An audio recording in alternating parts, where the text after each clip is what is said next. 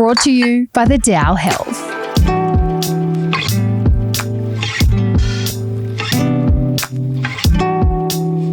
This is Delve, a podcast that endeavours to enlighten and support you in understanding and transforming your own health. Hello, my name is Elizabeth Cullen and my co-hosts are Clarice Berry and Molly Burton. And together we will be drawing on the Dao Health's signature and unique integrative approach to traditional Chinese medicine. So take a seat at our table, grab a tea, and let's dive deep into the enduring legacy and evolution of medical practices over time. This episode of Delve is proudly brought to you by Biomedica, a leading Australian-owned, practitioner-only nutraceutical company trusted for over 25 years. Biomedica develops high-quality, evidence-based natural supplements available exclusively via the prescription of a qualified natural health practitioner, including specific formulations to support women's health. Ask your practitioner about Biomedica and the right products for you. Thank you so much to Biomedica for making this episode of Delve possible. Hello and welcome back to Delve. I'm joined by my wonderful co-hosts Liz and Clarice. Hello everyone. Hello. Hi. Today's episode is all about the menstrual cycle, its history, how it works, and 5 ways you can better understand your own menstrual cycle. But before we dive in, let's start with something a little bit more personal, our first period. So Liz, would you like to share what your first period was like? Yes, so I was 12 when I first got my period, and I remember it being not a day that I celebrated, sadly, and I remember asking my mum for a hysterectomy. Oh my gosh. I don't know how I knew what that was at 12, but I remember being like, I'm not going to be able to go swimming. I was terrified of the idea of tampons, so it wasn't a happy day. Yeah, tampons were scary. They were scary. Especially 12. Like, that's so young. So young. Yeah. I got my period when I was 11, and I got it actually 3 days after my elder sister, who's 13 months older than me, got her period. So it was a day where I thought I had my period. I didn't actually know. And then I was like, Paris, I think I've got my period. And she was like, no, you don't. She was very much like, this is my rite of passage. Don't take this away from me. So my mum questioned me too, like, no, you don't. You just want the attention. But coming from a good spot, because I was a bit of attention hog as a child. So for me, it was confusing. I hated wearing pads. I hated it. It felt so uncomfortable and I was too scared to use tampons. So I had days at home from school. But yeah, it wasn't the best experience either. How about you, Molly? Well, it was New Year's Eve. I got my period. What a way to bring the new year in Sydney. Coming from the South Coast, we came up to Sydney for the fireworks. It was a big day out, big night out. No. And I remember going to the bathroom just before we left and I was like, I think I've got my period. Yeah. So off I went to the fireworks, I guess big celebration. But then, coming into year 7, I always remembered that first day being quite tough for me, spending time at sick bay or calling mum to be like, I'm not feeling well. Yeah. So not a nice time as a young teenager, but this is why we're here today to talk all about periods and the menstrual cycle. Great topic. And 5 tips to help you better understand your cycle. Absolutely. And to change the perspective on when you get your period for our daughters as well, because it needs to change. And that's what I love about the period parties now and the red velvet cupcakes that come with that, which I think is so cute. So definitely. Yeah. Well, let's head into our dynasty section. So dynasty is where we take a historical deep dive into the origins and story related to today's topic. Today, we are unpacking the menstrual cycle. But before we travel back in time, let's quickly break down what the menstrual cycle actually is so everyone's on the same page. We'll break down this further in our next segment from a TCM lens. But to start with, menstruation is the monthly shedding of the uterine lining, what we commonly call the period.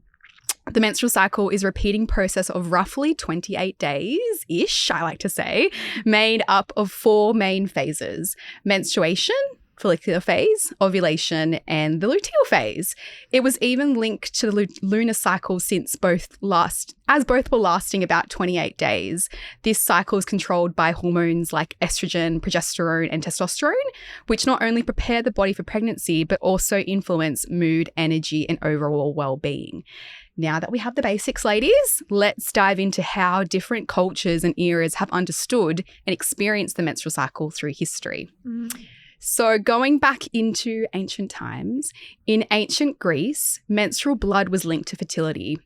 The wandering womb theory, held by Hippocratic thinkers, blamed unexpected symptoms on a mobile uterus. Oh, I just don't know how that was possible for this uterus to wander. Like, wander around. Energetically, maybe. Yeah. So they literally thought that the uterus roams the body if not anchored by a pregnancy or male seed. What an amazing uterus to be able to do that. Amazing. Love that. In ancient Egypt, menstrual blood was believed to hold spiritual or healing power. It was mixed with red wine and used in vitality-enhancing rituals. Mm. In ancient China, menstruation followed the lunar cycle. Herbs and acupuncture supported the harmony. Mm. Now, moving into medieval and the Renaissance, women were often excluded from religious or social spaces if they were menstruating. Menstruation also remained steeped in shame and superstition. Mm. By the 19th century, gynecology emerged. The first pads were developed, but hysteria became a catch-all diagnosis for menstrual symptoms. So we were often shunned as women, it was all blamed on hysteria rather than symptoms associated with hormones.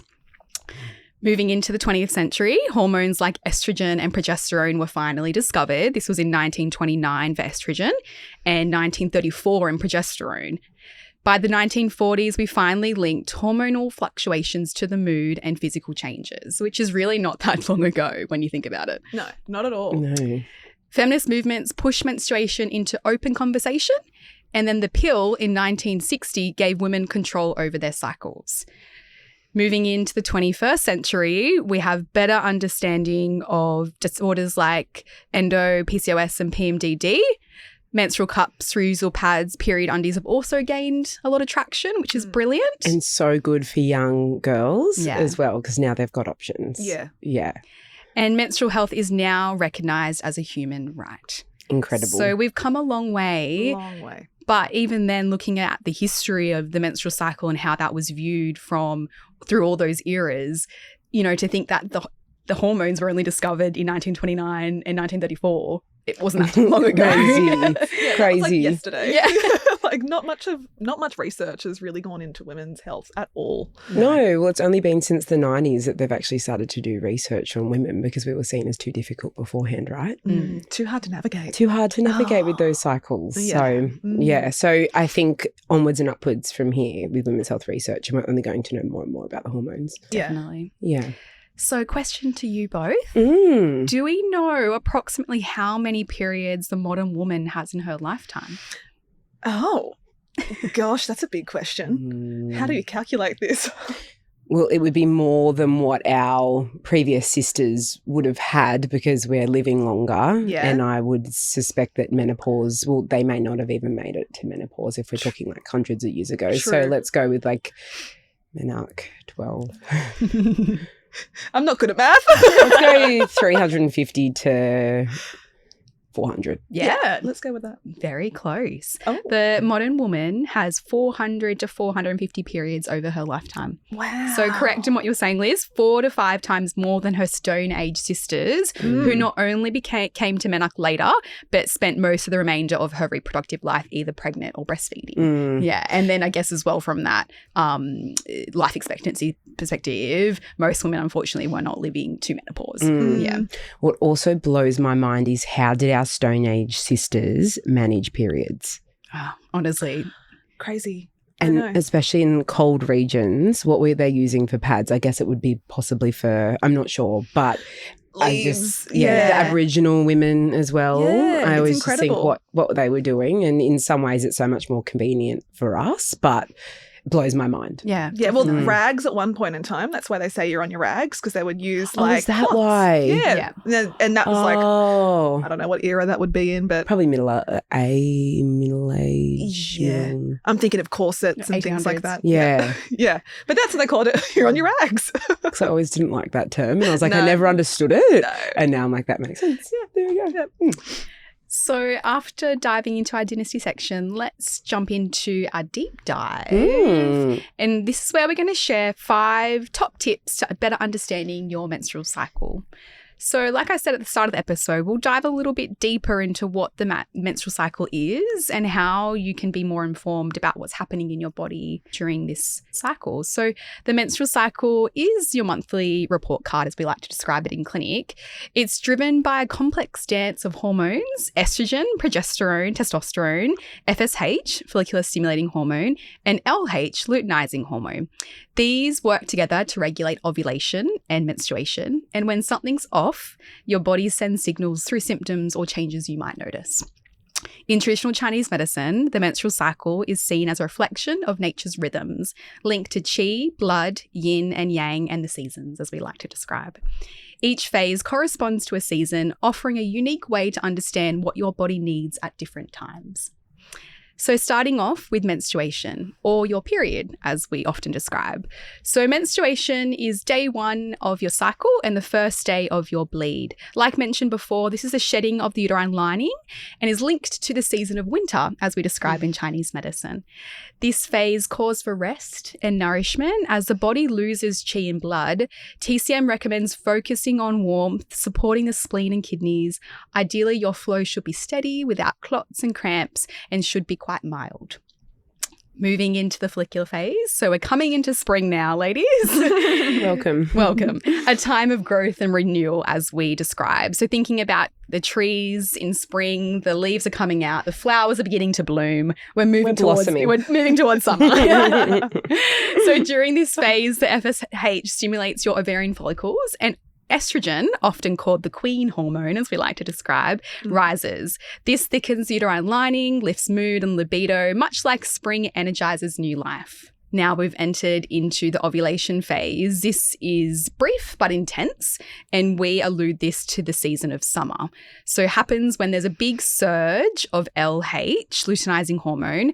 This triggers the release of an egg. So all those follicles were growing and developing. That estrogen is rising in the body, and one follicle becomes the dominant follicle for the month and rises ahead of everyone else. And the big surge of LH happens. We're in that summer phase, and the release of the egg occurs, and this is ovulation. This is the most fertile time when energy and motivation peak, reflecting summer's bright and social energy. And that's the LH surge is what women are using with your favourite, not so favourite, ovulation testing kits. Not my favourite. Yeah, not your... Liz does not like ovulation testing kits. I think it takes away from the connection that you have with your body, which I know we'll dive into. But yeah, you're relying on an exterior source to be able to say, oh, I'm ovulating, where your body can show you when you're in tune. Yeah, exactly. Anyway, I could talk about that for 20 minutes. We'll get into the luteal phase and then we can unpack ovulation. Liz. So finally, we've ovulated. We're in the heart of summer, and then we've released that egg. So what happens then is we produce a wonderful hormone called progesterone, and this marks the start of the luteal phase. So as we move into the luteal phase, this corresponds to autumn. So I'm always talking to patients in the clinic saying, okay, let's visualize the seasons. What's happening in that time? So as we know, with autumn, the leaves are beginning to drop. We're coming to slow down. We're coming inward. So thinking about how can we then use the seasons to then come into different changes in our body from a diet and lifestyle perspective. So like I said, luteal phase corresponds to autumn, when the progesterone calms and prepares the body for potential pregnancy. This is a slower phase, encourages rest, nourishing food, and self-care. Although in this phase is when a woman could experience premenstrual symptoms, and this can happen due to some hormonal shifts. So when we're talking about the hormones, we like to see them in a nice healthy balance, healthy flowing dance together. But unfortunately for some women, there can be an imbalance, which can surge in terms of hormonal symptoms, premenstrual tension, PMDD, which we'll dive into in just a little bit.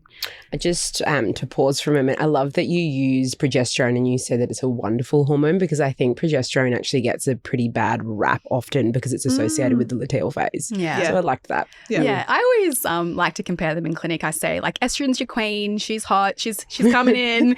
She's the wedding organizer, as we described. We had our education evening last week for the rhythms of the cycle, and Molly had this amazing analogy Yeah. Yes. So estrogen is the queen of the cycle. She can be seen as the wedding planner. We've got the egg as the bride. She's nearly there. She's walking down. She's almost. Yeah, she's getting almost there. at the end of the aisle to meet the groom, who is the sperm. But the estrogen is the planner, allowing everything to coordinate, run smoothly in order for the egg and the sperm to hopefully meet if we are trying to conceive. And then we can say that the uterus is the venue. So the queen of the wedding planner is running around. She's getting everything sorted. It's all organized. Ovulation occurs, and then she hands over to progesterone, which I like to describe. Progesterone is the nice calming energy. You know, She's at the recovery party. Maid of honor. Yeah. I love that. Yeah, It can be a bit wild though. It can be wild. She can be sassy. I love that. She can, yeah. I guess so. Recovery party. Very good. So just finishing off luteal phase, as we said, it can cause some big hormonal shifts in the body, and this can allude to the liver qi stagnation in Chinese medicine. We always say reminding our patients to listen closely to your body's signs. So with that all in mind, here are our top 5 recommendations to become in tune with your body. So to start with, number 1, understanding the key features of your period. So when we're in clinic, we ask lots of questions about a woman's period, and we really like to unpack it together. So questions that we're asking in clinic is, okay, firstly, what color is the blood? What's the flow like? Is it heavy? Is it light? Are there clots in the blood? And what size are the clots? Is it painful? And what does that pain look like? How long does that pain last? Do we need rescue medication? And just also understanding how long a woman is bleeding for. Are we bleeding for 3 days, or are we bleeding for 7? Some women bleeding for 10. So these are the questions that we're asking women when they come in. Yeah, coming in for consultation, so we can really unpack and understand their menstrual cycle, but firstly their menstrual bleed and their winter phase. So there's no physiological process quite like menstruation. Every 20-ish days, the uterus regenerates its internal lining, only to shed it to a form of a menstrual period. While the entire cycle involves a month of hormonal changes and accompanying symptoms, it's the menstrual period that garners the most focus. But do we know what a healthy period looks like? And in TCM, we really do dive into this and the ins and outs. Can you, Liz, describe what we're looking for in terms of a healthy menstrual colour? Yes. So we're looking for a cherry red colour. So we like to have lots of pops of red in the clinic. So we've got reference to ask patients, because patients sometimes aren't sure what they're actually looking for with the colour side of things. If they've always had like a dark purpley, or say, for example, like Clarice's jacket today, perfect. But if more of a dark bleed, then they may not know, or they haven't had a discussion before about a healthy cherry red colour, and that's something to expect. If there's signs of pathology or patterns of imbalance, then yes, you might see a darker bleed, or you might actually see a really bright red bleed. So I'll usually call that like a strawberry red, and then I'll reference to that kind of purple plum type of red, or sometimes like a blackberry, almost that dark. It can almost get to black, right? Yeah. And important to note that the colour can change across the menstrual bleed. So it could start quite dark, brown even. And then can shift. And we really want on those full flow days, ideally we would like the period to begin with a full flow. But if it's, beginning a little bit slower on like the back end of day 1, day 2, day 3, that's that majority that we want to see is like that cherry red colour. But as we know, the period is a monthly report card. So this can also differ month to month. So that's why it's really important to be mindful of what's going on and checking what the bleed looks like. A menstrual cup is going to be easier to see what that bleed's doing, right? Compared to, say, for example, a pad or a tampon. But as long as you're being consistent, then we're going to be able to say, okay, this is what's happening this month compared to the next. And if you are someone who likes to use period underwear, which I think are fantastic and really comfortable, but most of them are black for obvious reasons, it's hard to read the amount of blood that you're passing, but also the colour. So I would say if you are someone who prefers period underwear, that's fine. But even just for a month, 2 months, wear a pad or wear a cup if you like using cups, just to see that colour change and how much or how how many times you're changing your pad and tampon to get a bit of an idea of how heavy your flow is or light your flow is. Yes, I agree with that. Yeah, because it can be hard from our diagnostic perspective to really unpeel those layers of their cycle if you're not actually super in tune with what's happening.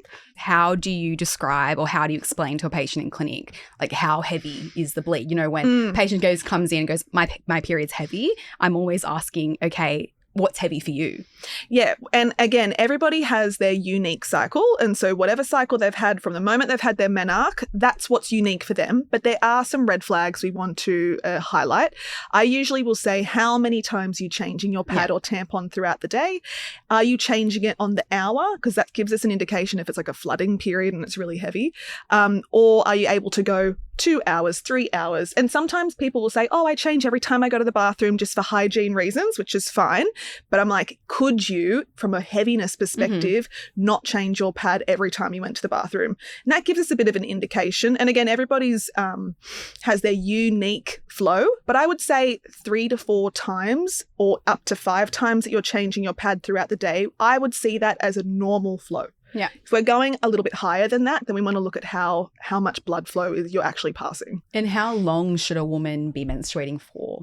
In Chinese medicine, we say a 7-day bleed is normal, but that would look like maybe having 3 to 4 days of a nice, full, healthy cherry red color bleed where we're changing our pad 3 to 5 times throughout the day, and then it might taper off for the next 3 to 4 days. If it's beyond that or shorter than that, then it is a bit pathological in Chinese medicine. Yeah.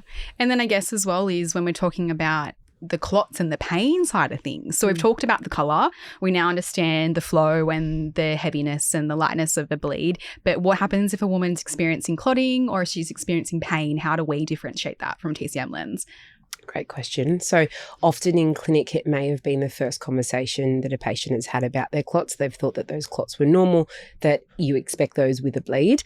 But clots, we ask about the colour and the size. So I usually use reference of coins, so 5 cent, 10 cent, 20 cent, 50 cent. And then we're talking about the colour. So the colour can indicate different patterns of disharmony or imbalance in the body from a Chinese medicine side of things. So often clots will be a dark purple colour or almost to black. And again, that's quite indicative of that blood stagnation that we talk about in Chinese medicine. And that's often associated with pain. Once a patient starts having acupuncture and possibly Chinese herbs in addition, we're looking to reduce the amount of clots. So the size of the clots and then the frequency as well. And often women will say that if there's less clots, then that is related to less pain in the body when they're menstruating. Yeah. And then I guess in terms of pain, that can be in different presentations as well. We can have dull pain. We can have quite sharp and acute pain. A woman could experience referral pain. And it's important to highlight that pain isn't normal in a menstrual bleed. Absolutely isn't. We will have some minor discomfort because uterus is actually contracting in order to shed the lining, but any pain that interrupts our day or we need rescue medication as we describe, this is something to be investigated and to talk to your health practitioner about. Absolutely. And if you're dreading your period every month, that's not something that you have to deal with. That can be changed with investigation and the right treatment. Yeah.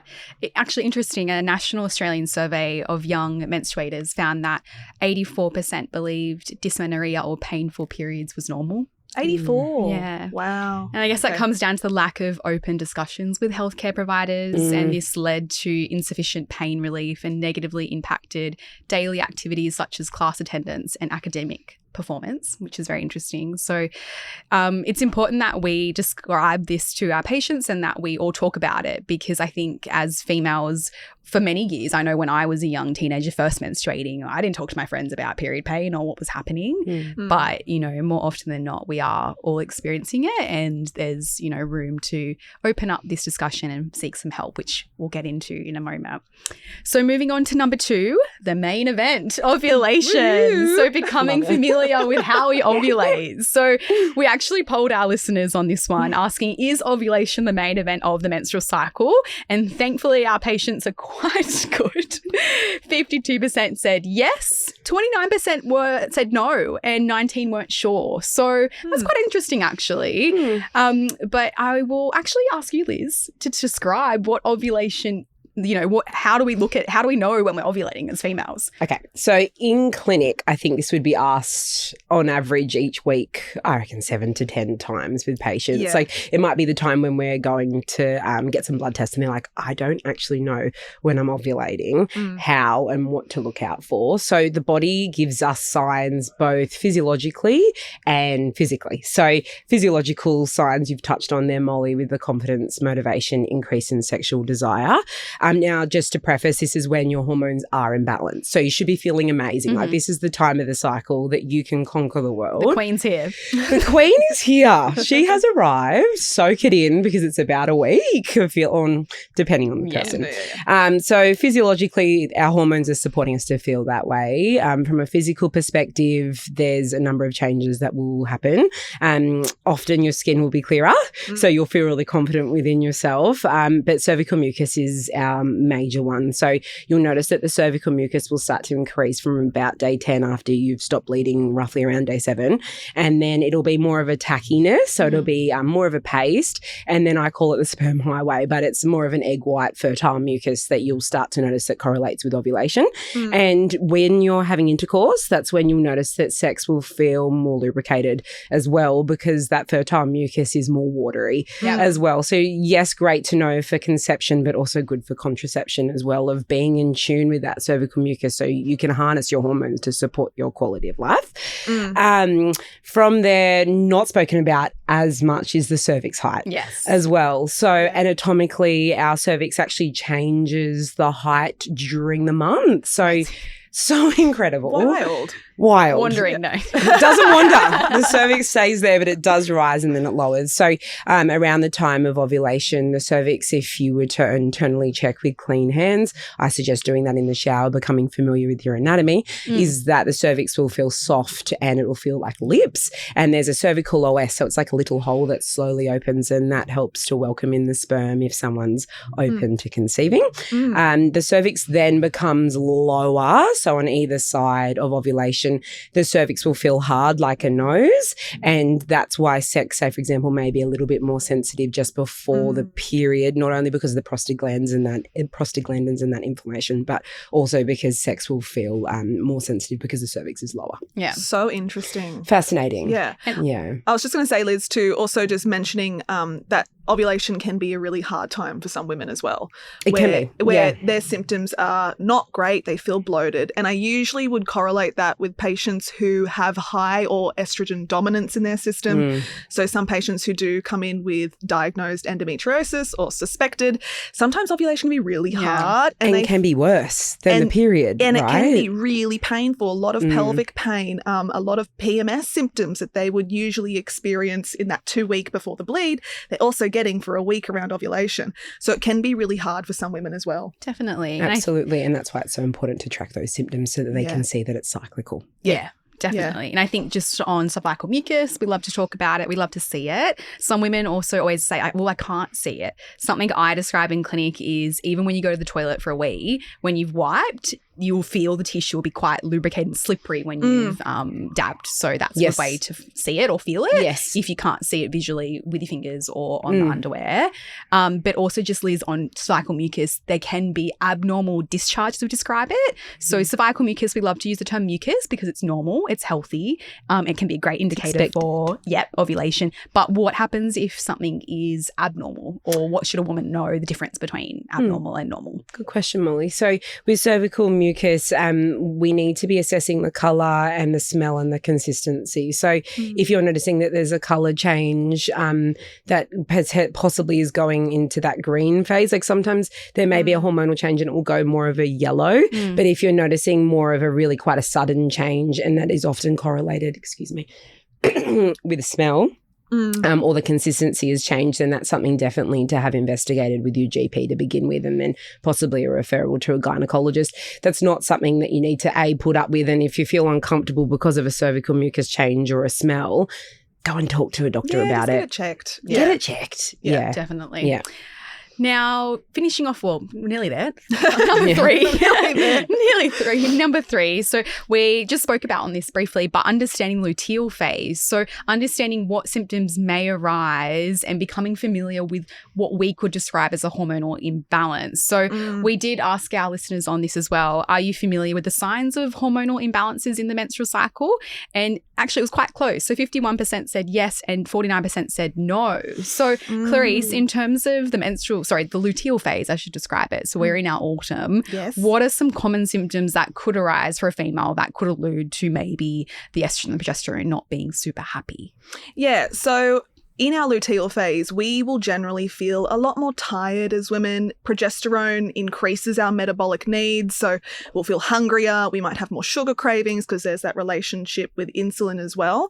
Generally, we feel a little bit more sensitive overall in our luteal phase, and that's normal. But if we're starting to notice a lot of premenstrual tension, a lot of irritability, a lot of women feel really anxious in their luteal phase too, and not all the time, but often I see that related to lower progesterone or not enough progesterone in that luteal phase. And also if we're getting on those emotions of feeling really low or very depressed, where there's that sudden change in our emotional state and women feel like they cannot cope for those days preceding their period, or even for the first couple of days of their bleed, that emotional low hangs around.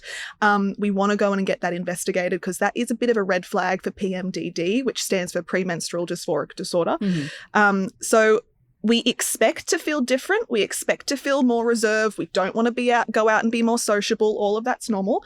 But if you're feeling really significant changes in your moods and emotions, we want to make sure we get that investigated. Yeah. And then from a physical perspective, some women can experience headaches, breast tenderness. There could be some light spotting. There could be some pain.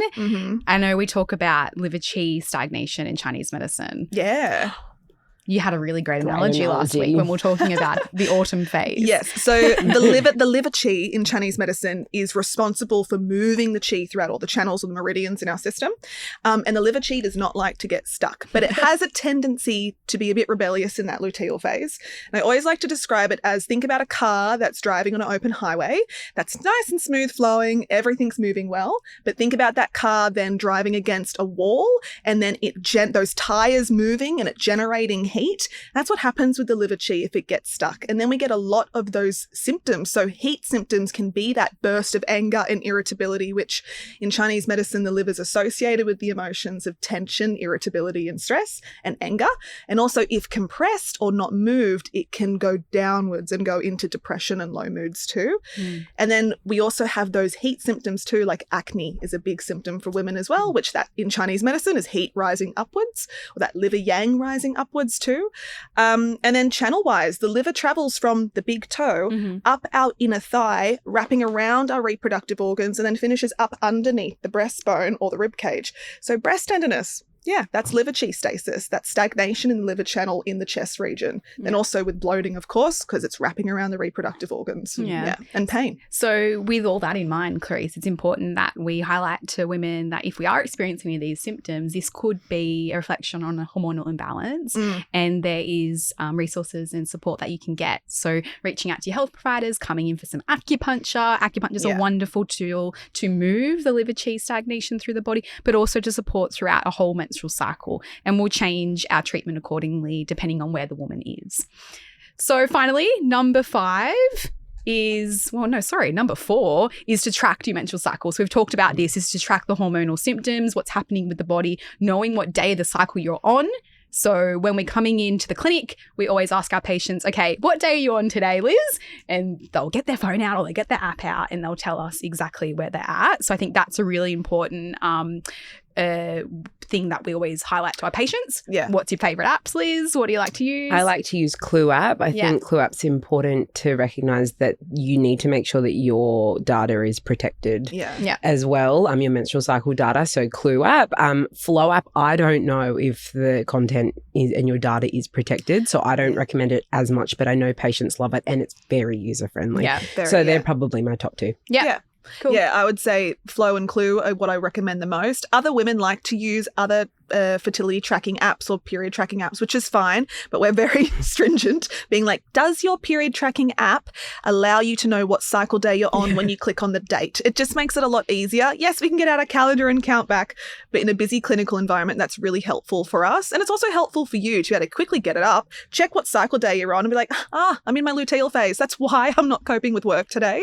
And that's why I'm not feeling in tune with my body. Absolutely. So yeah, I think those two are probably my favorite too. Yeah, cool. And then finally as well is BBT tracking. So you can track your temperature with a thermometer or even with smart rings these days. They can track your temperature. The Oura ring. Yeah. Everyone has an Oura ring these days, which is really quite cool. Accurate. Yeah. And then now we're on number 5. Lucky number 5. So I think this summarizes everything that we've just spoke about. Number 5 is seek help. So interestingly, the New Yorker published an article in 2023, What We Still Don't Know About Periods. So this highlighted the gap in scientific research and public understanding of menstruation. So despite being a natural process, menstruation remains poorly understood with limited effective treatments for menstrual disorders like endometriosis, and dysmenorrhea.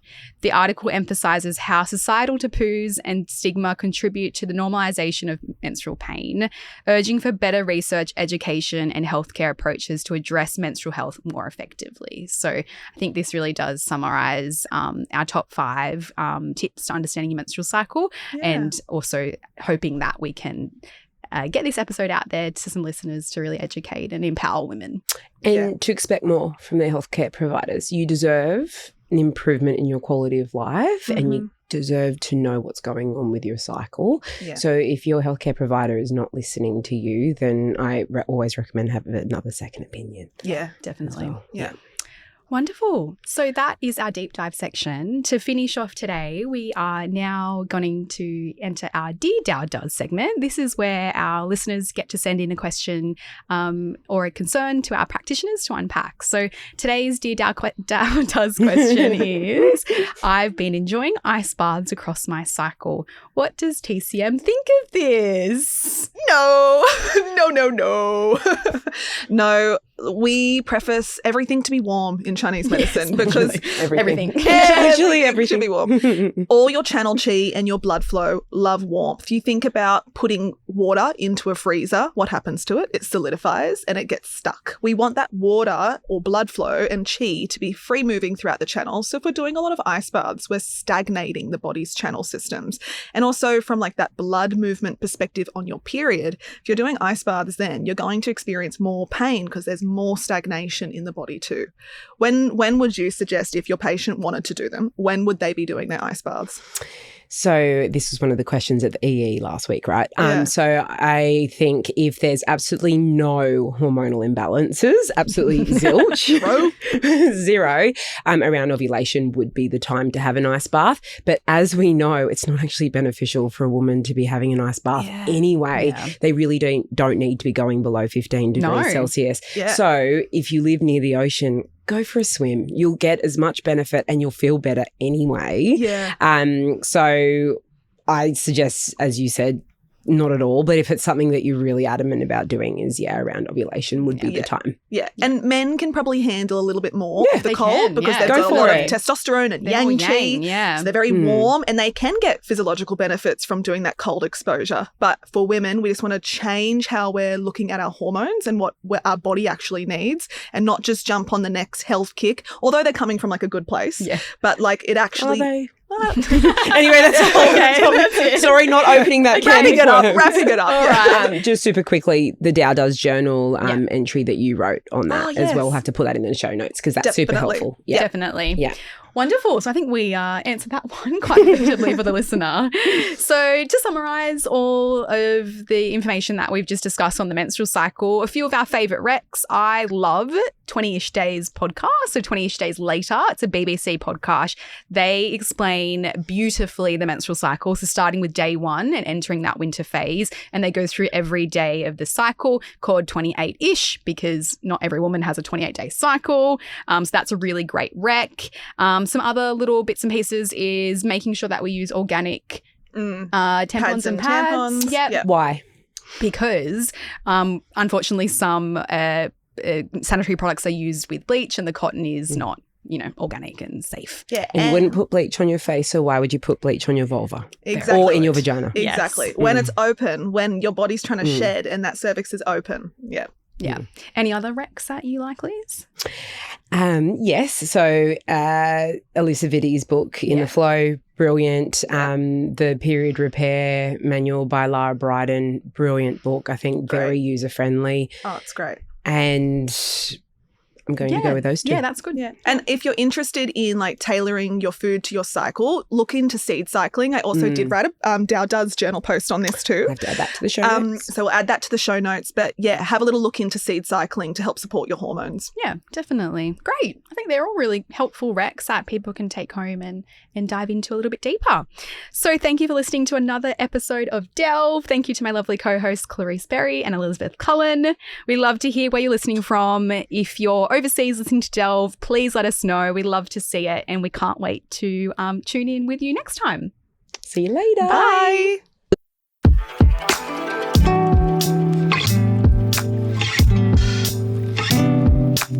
Thank you for listening to this week's episode of Delve and being a part of our community. Follow @TheDao on Instagram to vote in our polls and stay connected. Ask our team a Dear Dao Does question via the link in our show notes.